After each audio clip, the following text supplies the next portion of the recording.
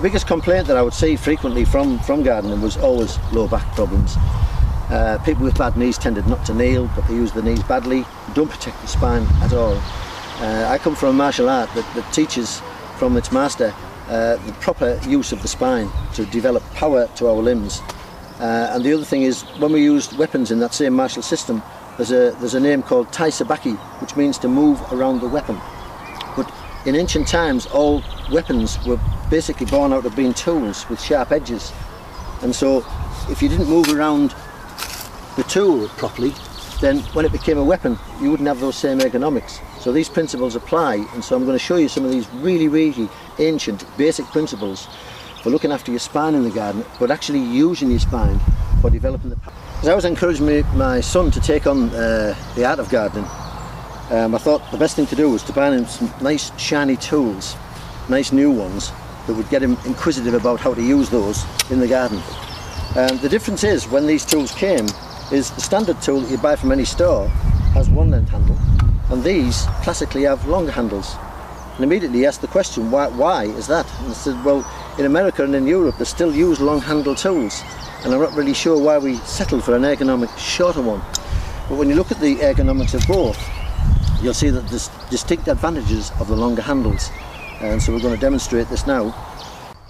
So I'm only a height of 5'6", and this is a short handled rake. For the rake to reach the ground to produce the triangle that I want to work in, I've got to bend a little bit, even to work fairly close to the body. If I don't bend my knees, that means a lot of spinal bend, and I can already feel the stiffness coming all the way up my spine and across my shoulders. And I'm also having to use my bicep muscles and pectoral muscles to pull in like this. That feels very uncomfortable. I don't like this action at all. It feels stiff and uncomfortable to me. So when I change from that to the longer handled version, you realise that the triangle is much bigger straight away. I can now work down the shaft of this tool much easier with the three-dimensional grip. So I'm going to be sliding and gliding with a loose grip that incorporates what we call the long arc of the body.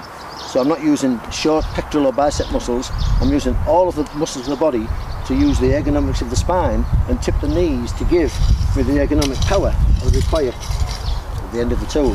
So that's the big advantage. And you can see poor posture, straight legs, bent back, head locked, good posture, some bend to the knees, maintaining this lordosis, maintaining the poise of the head, the relaxation of the whole body, so it's always got the ability to glide, move and slide around the tools with this act of taijutsu.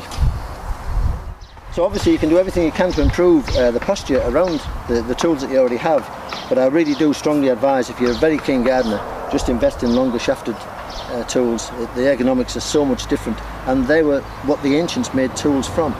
Somewhere we've decided shorter tools are better ergonomically. This was the old way, and the old way was more innate, more natural, more organic to its environment. So this is what we need to return to, these sort of innocence of our humanity.